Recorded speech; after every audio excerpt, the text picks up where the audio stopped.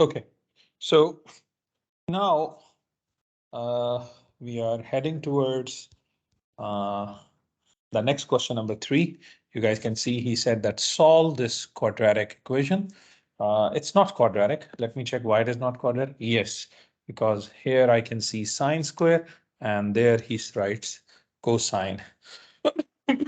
So let's try to convert it into quadratic form. So 8, instead of sine square, I use Pythagorean identity, convert sine square into 1 minus cosine square theta form, plus 6 cosine theta plus 1 is equals to 0, right? Open the brackets, 8 minus 8 cosine square theta plus 6 cosine theta plus 1 is equal to 0. And then 0 is equals to 8 cosine square theta minus 6 cosine theta and then minus 9. So this is a quadratic equation in cosine. Use the calculator. So menu, polynomial, degree 2, 8, enter, minus 6, enter, minus 9, enter. First answer is 3/2. So my cosine theta is 3/2 and second answer minus 3/4. Cosine theta is minus 3/4. You remember, guys, when I do shift cosine, since this answer is bigger than 1, so not possible or impossible, or ignore this answer. Now you see my output is negative. My answer is expected in second and third quadrant. Get your acute angle.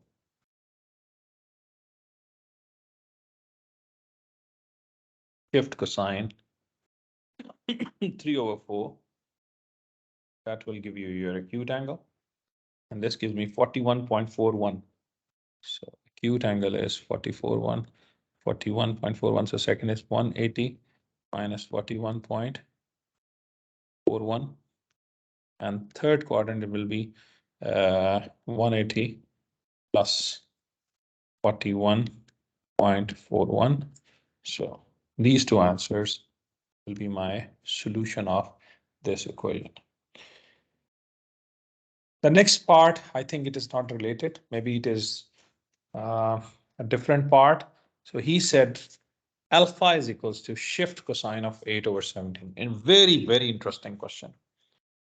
Alpha is equal to shift cosine of 8/17. Can I send the shift cosine back? So it turns into cosine of alpha. It is 8/17. My dear friends, can you complete the right angle triangle? Because you remember cosine of alpha is kah. Adjacent is given and hypotenuse given. So opposite is not given to you. So adjacent is 8 and hypotenuse is 17. Can I find opposite? Opposite is equals to square root of hypotenuse squared minus adjacent squared. So this is 17 squared minus 8 squared. Let's check. 17 squared minus 8 squared, we get 15. So this answer, our opposite is 15. It's helpful for me to get my sine of alpha. My sine of alpha will be 15/17, and my tan of alpha will be equals to 15/8 if I do need it. So what is the expression I want? 1/sine of alpha. He said find 1/sine of alpha plus 1/tan of alpha. So 1/sine of alpha I found 15/17 and tan of alpha I found 15/8. You remember this 17 goes and 8 goes up. So I'm going to write 17/15 plus 8/15. And my answer will be what, guys? 17 plus 8 gives you 25/15 25 divided by 15 gives you 5/3. So this answer is basically equals to 5/3. Very interesting question. It was based on your knowledge of what I can say, based on your knowledge of trigonometric ratios. Now, question number 4, again, identity came. So we need to solve this. And I'm going to write in place of sine theta, I will use S. And in place of cosine theta, I will use C. And in the place of tan theta, I will use T if I would need it. Now start with your left-hand side. Here, S power 3 over S minus 1 minus S squared over 1 plus S. Now we have two fractions. Try to simplify the addition or subtraction of fractions. S minus 1, make it as a single fraction. 1 plus S. S power 3 is going to multiply with 1 plus S. And S squared is multiplying with S minus 1. So S power 3 plus S power 4 minus S power 3 minus, plus S squared over S squared minus 1. Okay, because S minus 1 and S plus 1 will be S squared minus 1. Now, S cubed will be cancelled. I'm going to take S squared common. So what is left to me? S squared plus 1 over S squared minus 1. Clear, boys? Which results I want to make it? My friends, S squared minus 1 is equals to C squared. So minus C squared is minus S squared plus 1. And this is the result which I'm going to use it here. So I'm going to write here S squared over S squared plus 1 over minus C squared, because this result S squared minus 1 is minus C squared. Can I write S squared? As you know, T squared is equal to S squared over C squared, because tan squared is equal to sine squared over cosine squared. I'm going to write minus tan squared theta over 1 plus sine squared theta. And this is the result which I wanted to prove. Now, let's try to solve this equation. Instead of using this part, I'm going to write my left-hand side, which I have proved equals to minus tan squared theta 1 plus sine squared theta. And he said it is equals to tan squared theta and 1 minus 1 minus sine squared theta. So why not? We can send them to the right hand side. So 0 is equals to tan squared theta 1 plus sine squared theta plus tan squared theta 1 minus sine squared theta. May I take tan square common, guys? So if you take tan square common, so what is left to you inside? 1 plus sine squared theta plus 1 minus sine squared theta, right? If this happens to you guys,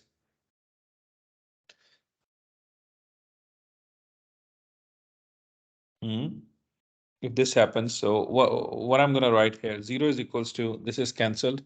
It gives me 2 tan squared theta. So 0 goes to the other side. So tan squared theta is equal to 0. Tan theta is equal to 0.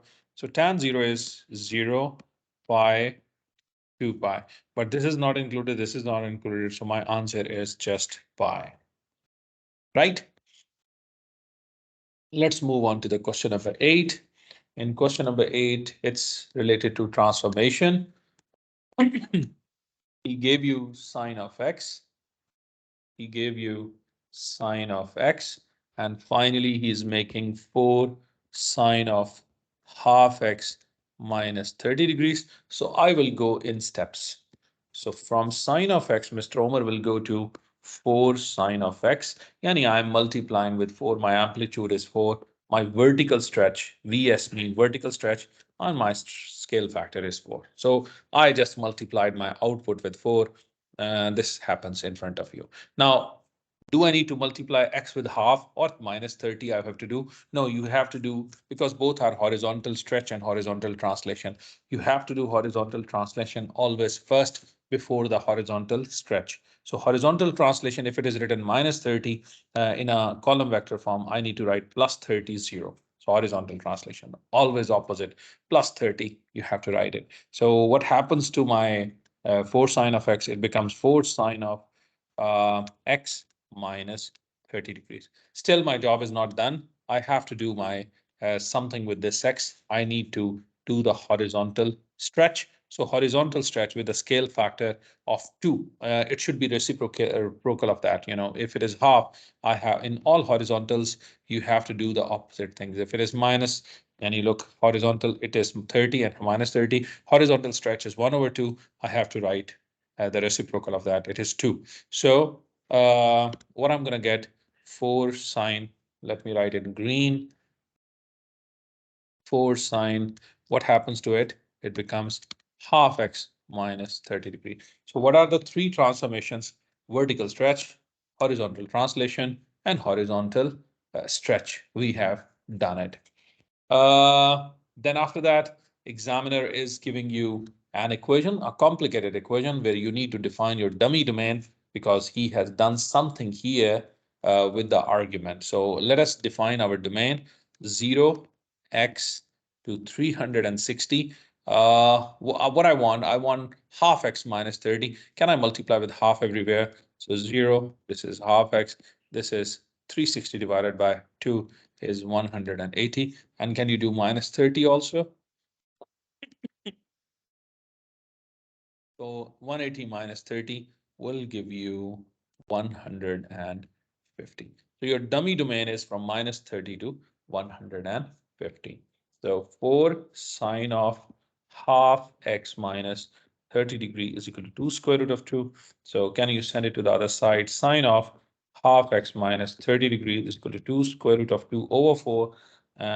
Sine of half x minus 30 degree, it will give you guys square root of 2 over 2. So I think when you do the shift sign, because my output is positive, I'm expecting my answer in the first quadrant, and the second quadrant, my acute angle will be when I write shift sign of square root of 2 over 2, it will come to me 45 degrees. And if you transform this angle into the second quadrant, so 180 minus 45 degrees will be 135. Let me copy my angles, 45 degrees and 135. You remember your domain is minus 30 to 150, minus 30 to 150. Can you go back? If I do minus 360, no, I will go outside of the range. Plus 360, I will go outside of the range. Minus 360, can I check that? Uh, I'll write 135 minus 360. It gives me minus 225. I go out of the range.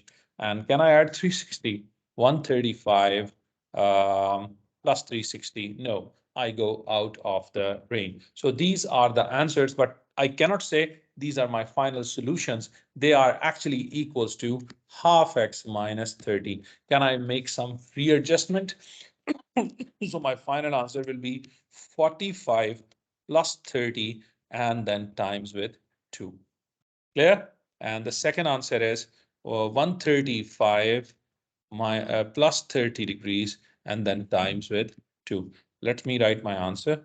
45 plus 30, it gives me this, times with 2, it gives me 150. So this is the possible answer.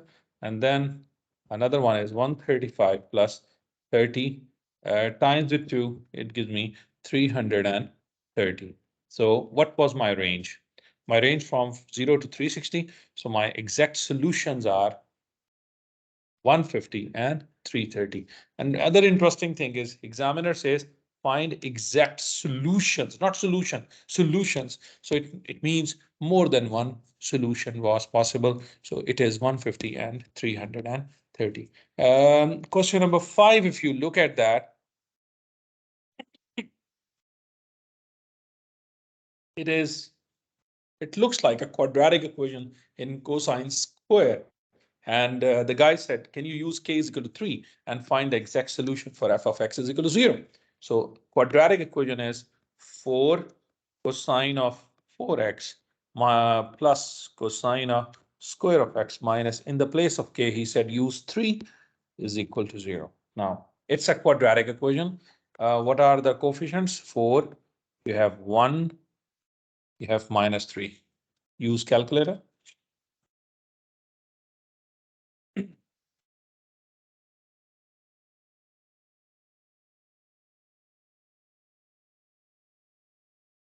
Enter 4, enter 1, to -3. What are the answers? 3 over 4. And the second answer is -1. Now both answers should be equals to cosine square of x because it is quadratic in cosine square of x. Now, my friend, how come a negative answer, a square of something can be a negative? So this is ignore. It's not possible. Now it tells you cosine of x is equal to plus minus square root of 3 over 4. Now, when I write these two equations separately, 3 over 4 and cosine of x is equal to minus square root 3 over 4. Now, this gives me answer in first and fourth quadrant, first and fourth quadrant, and this gives me answer in second and third quadrant. What are my answers? Let me write. My answer first quadrant is shift cosine square root of 3 over 4, and fourth quadrant is 2 pi minus shift cosine square root of 3 over 4. You remember he wants the answer in radians, that's why. And this one is pi minus shift cosine. Don't write the negative sign, 3 over 4. This is in second quadrant, and in the fourth quadrant, third quadrant, pi plus shift cosine, the acute angle, 3 over 4. So whatever the answer comes, guys, you just write them in decimals. So there are 4 possible solutions of this equation. So you can easily get 5 marks for that. The other question is very tricky and interesting. He said that use a quadratic formula. So it means that he gives you a clue. We have to use a quadratic formula. What was that? Minus b plus minus b squared minus 4ac over 2a. We took this formula a lot in IGCSE when we have a quadratic equation and we want to solve it. So this quadratic equation we have to solve, and he says that this equation has no solution. So I'm gonna write this equation, 4 cosine power 4x plus cosine square of x minus k, got it, equals to 0.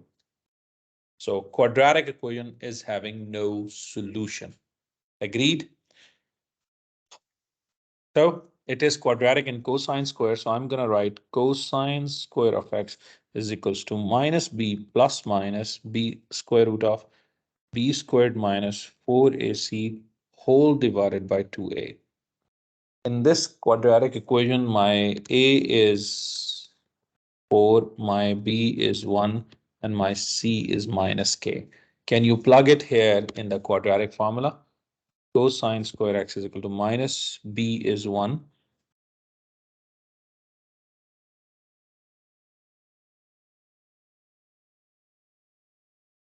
Over 2. A is what, guys? A is 4. Wow. Done. Cosine square of x minus 1 plus minus square root of 1 plus 16k over 8. Any objection? So cosine square of x, one answer is positive,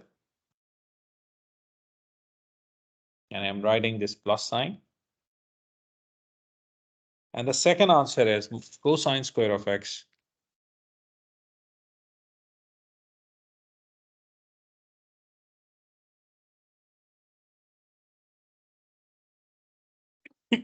this is not possible. How a square of a number gives you a negative answer? Ignore.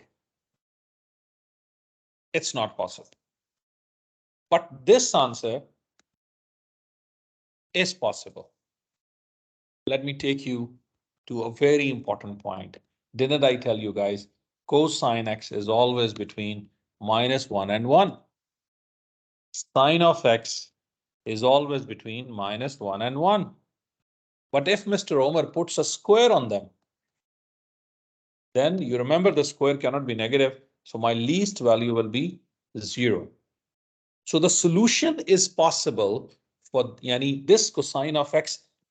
For the existence of the solutions, it can be possible only between 0 and 1. So beyond 1, the solution is not possible. It means the value which I got it here, the value which I got it here,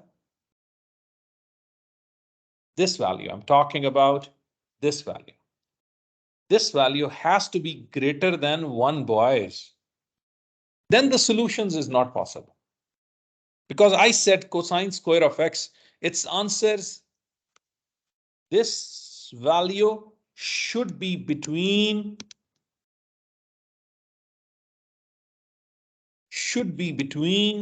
0 and 1 if you want the answer.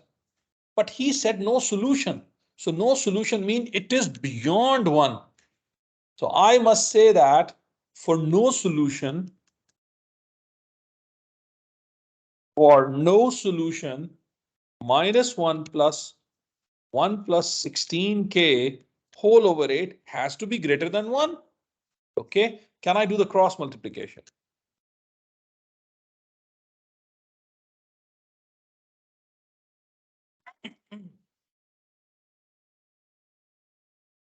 Can I take the square on both sides?